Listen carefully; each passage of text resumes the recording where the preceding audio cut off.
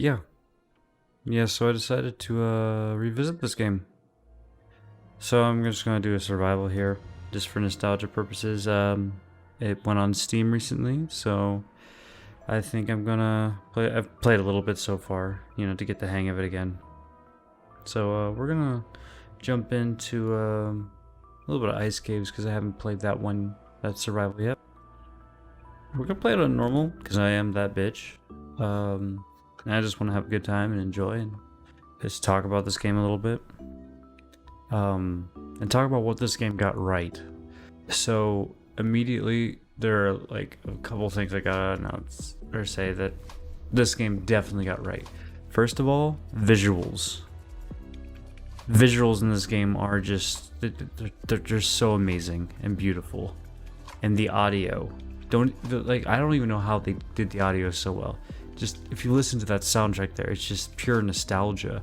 You can just imagine the levels from, or the areas from movies or video games, and it's just they brought this game to life. Problem being is they didn't exactly keep up very well with the content. I remember that this game had a huge debacle with the season pass. At the time, $50 was ridiculous for a season pass. In fact, season passes were just starting up, so just even having one was kind of controversial. So I still had a lot of fun with this game. I played the I paid the amount, definitely. It was Star Wars, and I'm just obsessed with Star Wars. Just look at this game. Just look at it. Would you just look at it? And I mean, there's nothing wrong with this game on a technical level. It works. It's everything works as intended. It's functional. AI is a little stupid sometimes. But I mean, just look at those lighting effects as I run through this freaking area. And as I come in here, I get into like the shadows, turn around, and it gets lighter. Like, the freaking god rays and the shadow differences are just crazy. And the epic choir coming in, it's so awesome. I absolutely love this game to death. And obviously, some of the things it got wrong. Well, first of all, apparently the world was not ready for a season pass, and that was very apparent when this game came out.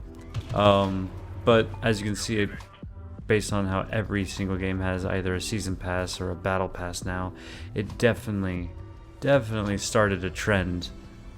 Maybe one that not a lot of gamers enjoy, but hey, it started a trend. And it also gave us Star Wars Battlefront 2, which, let's talk about that for a second, and what it got wrong. And it got a lot wrong. Off the release of Star Wars Battlefront 2, I think it was one of the most hated games on the planet. It was pay to win. There wasn't a whole bunch of content. The story was lackluster. I mean, it still is lackluster, but they still got the visuals and the audio down pat. That game is just a gorgeous game on a technical level. I remember there was something about the what was it? The connection, the network code, the net code was a little janky there. But I mean, hey, a lot of games have that issue. But and then what happened with Battlefront 2? I just remember I blinked and that game was a masterpiece. Everyone they switched everything around. They made everything progression based and not pay to win. They added free content and they got rid of the loot boxes almost entirely. Your loot box is basically, oh wow, you unlocked a new thing, so please open up your box to claim your reward, which is awesome. And I think that between the success of Battlefront 1 with its progression and its gameplay and the progression of content that it got, I think it was where are you? Oh, you're up there. Okay. I think it did really well, personally. I mean, the second one was amazing. It added in, prequel content, which, let's be honest here, prequel content made that game great. You had the sequel content, which was pretty cool too. Being able to run around as Kylo Ren, which I've made a couple videos on, General Grievous, Anakin Skywalker, and also, you know, the original trilogy, of course. And they only added on to that content as the years went on. So, I mean, it's amazing how many lessons EA did not learn from Battlefront 1 into Battlefront 2. Because, I mean, they made a lot of the same mistakes. They did. They made it very much a bad idea to release Battlefront 2 in the state it was upon release.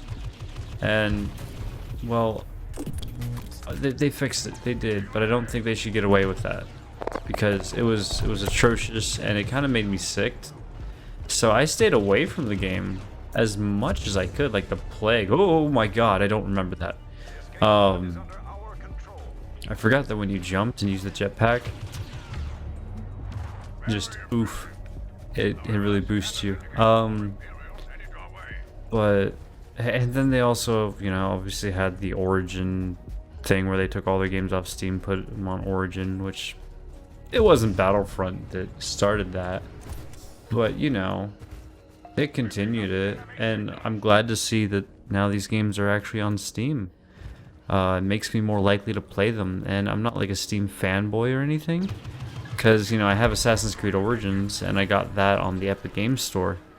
I'm by no means a fanboy, but I do like having all my games in the same location, which having them all on Steam in one big old library really it helps. It's just convenient, and it's a little bit annoying having to go between like Epic Games Store, Origin, Uplay, and what was it? There's some GOG. And then freaking Bethesda tried to have their own, and then there's also Blizzard. God, I hate all of these launchers I have to have for these games. But I digress. So Battlefront. It also, Battlefront, I hope they bring this one to Battlefront 3, but it had these survival modes. It also had like a little bonus missions, little offline hero battles. They added the AI battles pretty quickly, where you could just fight against the AI in Walker Assault and Fighter Squadron, which is pretty cool. And it made someone who didn't like always playing online, or you just wanted to sit back, relax, you know, enjoy a little bit of obliteration against some AI. You know, it gave you that option. And yes, Battlefront 2 has it, but it feels kind of lackluster in that game, because those challenges are way too easy. Like, I have all the stars, and it feels like they're just like 2 minutes. There's no survival. This game has this long survival, which is, it can be challenging. You put this thing on expert, and oh my gosh, it becomes such a heart-pumping experience. I might make a couple more videos of me attempting to beat these survivals on expert, because my gosh, it's hard, and it was an accomplishment. They want to talk about, you know, feeling accomplished or getting a sense of accomplishment from your playtime. Beating expert on these survivals, that was a sense of accomplishment. I remember on PS4, because I hadn't made the jump to PC at the time. That was like one of the proudest things I was like, oh hey, look, I found all the collectibles and I beat them on expert, and I have all these challenges done, and I went through expert without dying, and I can prove it. I could do it again. I was so happy about that. And I mean, it definitely helped knowing these maps, so I could, you know, perform well. Now that the PC version's out, because I know the maps, I've played these many times, so it's less of an accomplishment for me now, because I'm also mouse and keyboard, which really truly brings this game to life for me. Because I'm a lot more accurate, I can whip around quicker, and you know, I just have a more feeling of better control. So, but I mean, if they combined the offline options the Battlefront 1 had, plus the online progress they made between Battlefront 1 and 2 after they made the mistake, I feel like Battlefront 3 could be one of the best Star Wars games we've ever seen, as long as they take their time on it. Because, I mean, let's look at the most recent Star Wars games here. We got Jedi Fallen Order, which is fucking beautiful. I love that game. Well, on a technical standpoint, it does have a couple of glitches and bugs. It's still a really great game. It delivers a really solid Star Wars experience and a very, very touching campaign. And it gives you a really good sense of accomplishment when you master down the combat of that game. It's really well done. Respawn, fucking do it again, please. Give us more. I want Jedi Fallen Order 2, just like I think a lot of people do. But and then we also have, you know, the revival of Battlefront 2, where it came back from the dead. And I mean, now that they're out of content with that game and it's still running strong, I wonder what's really going to happen. When are we going to get news on Battlefront 3? And speaking of new Star Wars games, what about Star Wars Squadrons? I have a PlayStation VR, so expect me to make a video on that. I don't know how much I'll play it, but it looks pretty cool. So I'm definitely gonna try and either cover some news or play it on the channel when it comes out. And let's look at the freaking practices of EA. Loot boxes with them are practically gone. Pay to win is done. I'm not saying they shouldn't be hated still, because they probably should. But they've made a lot of good decisions. They revamped a game. They're revamping one of the most hated games of 2019, which is Anthem, and allowing the development team to do so, though it's still not looking good. I'm still hopeful, because, you know, mech suits are cool. But you have one of the best free-to-play battle royales with Apex Legends.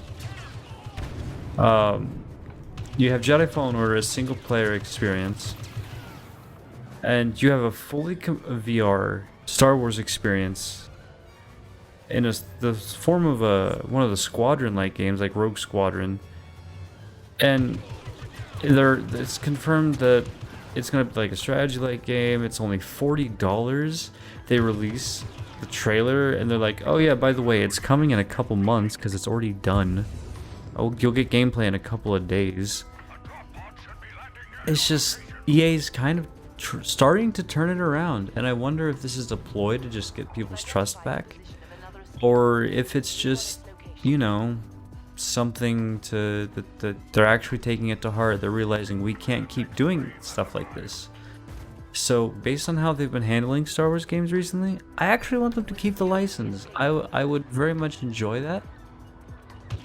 Oh, hello. Because I think that they're starting to understand that the Star Wars community isn't like the FIFA community.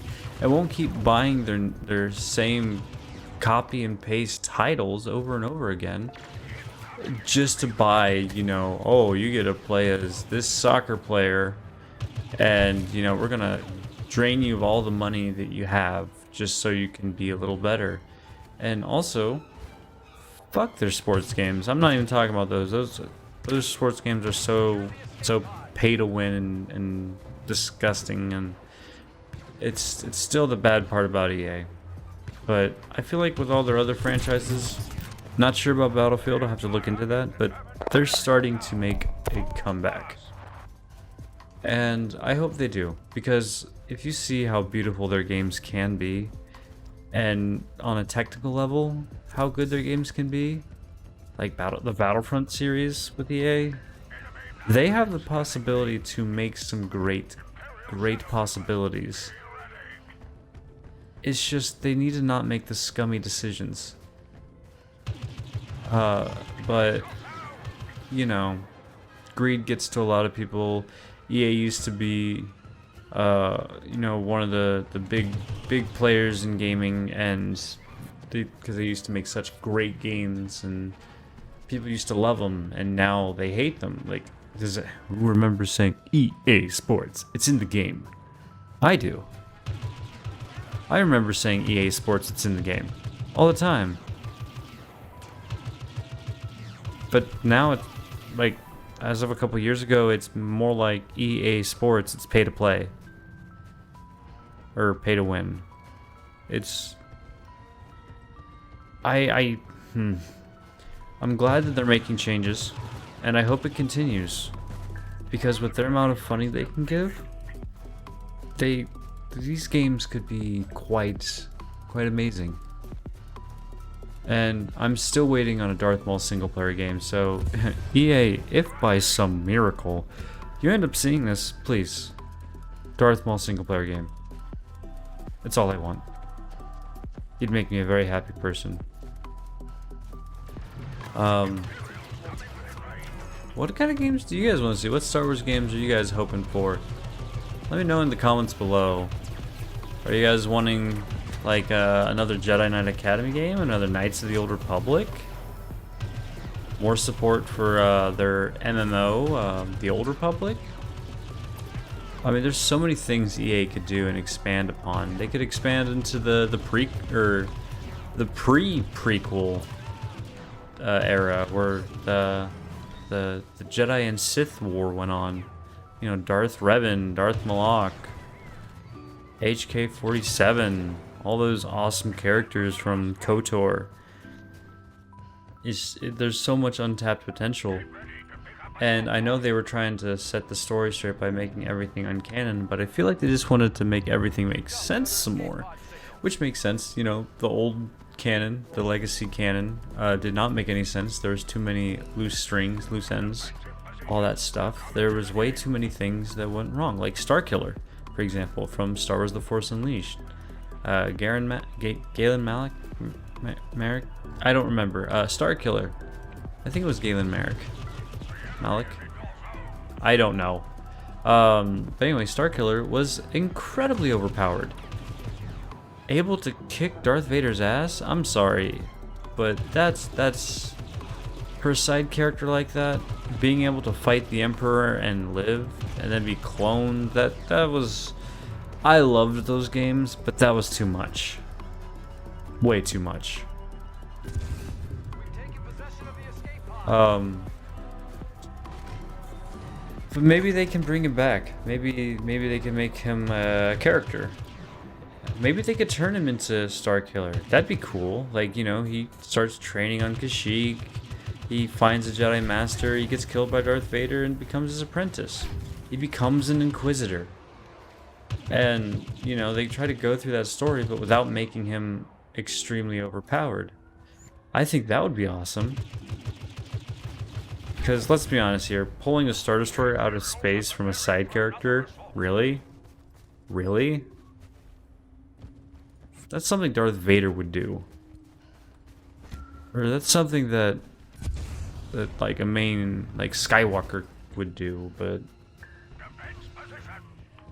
not Starkiller. Come on now. And I hope that they go with the next 3 movies in the Old Republic.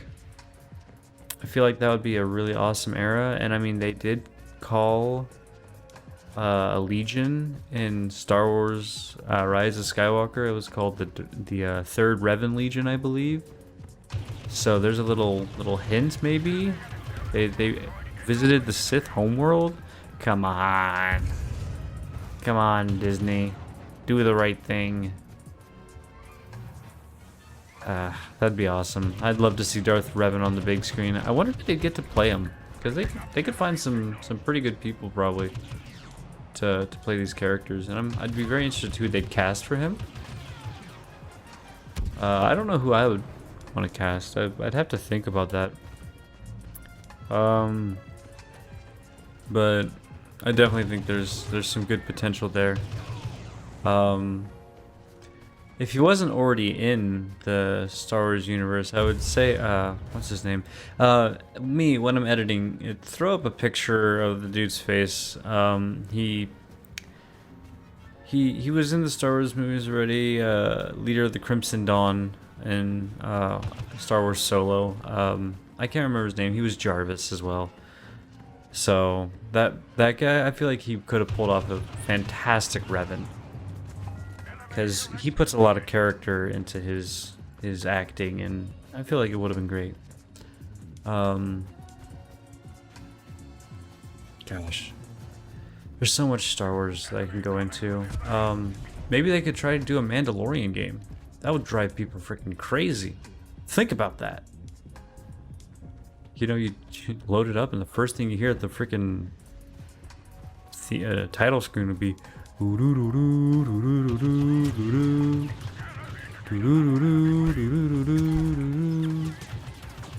maybe it could take place after the Mandalorian game. That'd be cool.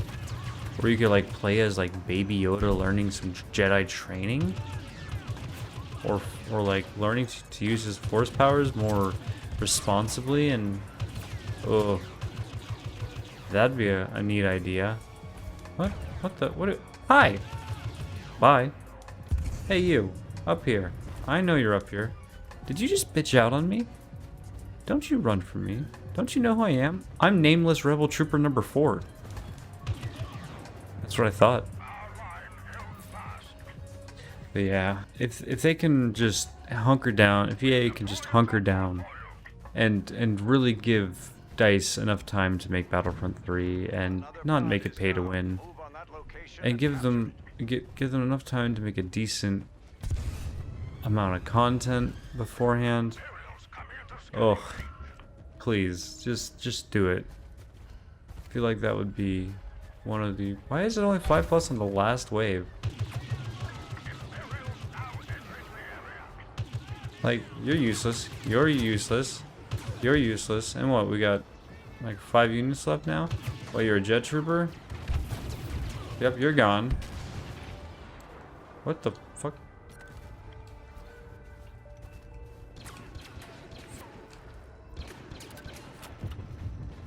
Okay, there we go. Oh god, I'm in the strike zone. Yep. Okay, got one of them. Put up the infantry turret.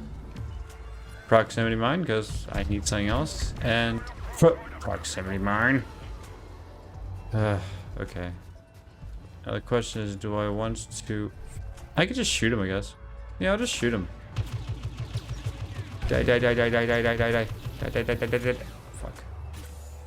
And they had a really good cooldown mechanic that, like, it's kind of like a Gears of War kind of thing, at least in the second game, that I really enjoyed. So yeah, so that's my little rant on Star Wars EA, like the EA era of Star Wars. So thank you guys for watching, and if you enjoyed, maybe I'll do some more of these little rants, and I'll see you guys in the next one. Bye.